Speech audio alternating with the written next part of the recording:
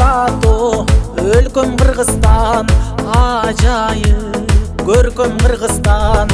Укмуштун бары табылган уютку чөлкөм Кыргызстан.